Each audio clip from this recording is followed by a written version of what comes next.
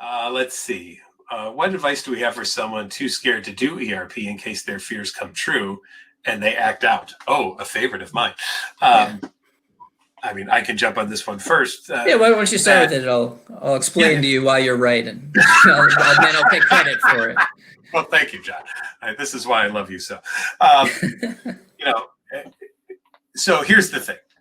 OCD will try to scare you out of doing any ERP possible because OCD is smart enough to know that ERP is the thing that challenges OCD and can lead OCD to kind of start to decrease over time. So OCD will keep telling you, yeah, but if you do that, you might actually act out or do something horrible. And it throws out the proverbial what if kind of experience to everyone too, which it knows scares the bejesus bells out of you, and which is why you don't potentially do something. So the only way to test this, of course, would be to actually test something out and to see what would actually happen. And the goal of therapy is, again, as John said earlier, and I love what you were saying with this, is the uncertainty principle comes in here again too. You have to accept the uncertainty that, are you willing to see if you might act out or not? But this is also from ERP standpoint why we start with lower level stuff and we kind of work our way up. We're not throw you in the deep end of the pool. We're putting a toe in the water. So if somebody has a fear of harming someone, I don't, take them out to the street and tell them to push me into traffic right off the bat. Although I have no problem with doing something like that. And I've done that exposure numerous times with people. But I might start first with, I'm going to have you sit in the room with me while you hold the scissors in your hand. And I want you to think about stabbing me with the scissors.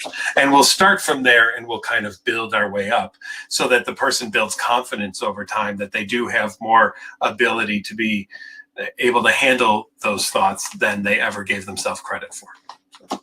I was doing a knife exposure with someone, and I'll always remember this. They were holding the knife, and I was holding the blade end to my wrist, and I was saying, I was encouraging them and saying, yeah, it's really scary, and you're doing a good job, and let's just stick with it. And they were visibly afraid, very uncomfortable, and then they just look at me and they say, this is not going to end well.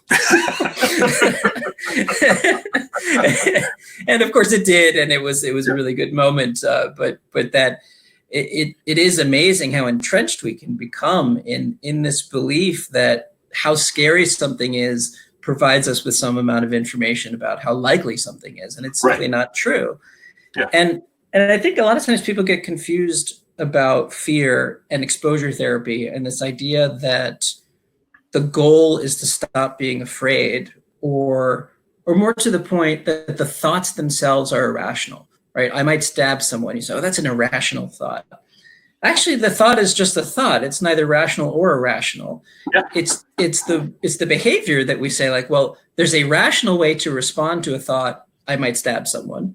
And there's a less rational or varying degrees of rational and irrational responses to I might stab someone. So a rational response to I might stab someone is, oh, that's very disturbing. Oh, I don't like that very much at all. Well, all right.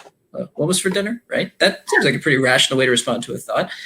And a less rational way might be to put all of your sharp objects into a lockbox and give it to a friend and have them bury it in the ground or something like that, right? To just make sure, that the thought's not going to come true. The thought is not really the offending agent there. It's the response that's the problem. So a lot of times people get confused by this and they think, well, I have to do something about being afraid. Really, you have to do something about how you're choosing to respond behaviorally to the thought. Most of the thoughts that people come to us and tell us are upsetting to them are fundamentally upsetting if you looked at them on paper. Nobody wants to be sick. Nobody wants to die in a car accident. No one wants to be responsible for a crime. No one wants to wake up and realize that they've done something morally reprehensible or in conflict with their sexual identity or something like that. The problem that isn't that. It's perfectly fine to not want those things to come true and to feel uncomfortable with the idea that they may come true. But how are you incorporating the fact that there's uncertainty everywhere into a life that actually allows you to function and actually allows you to pursue your values? Mm-hmm. What use are you? What's your contribution essentially if all you're doing is addressing this thought when there's a whole world out there of other things for you to address?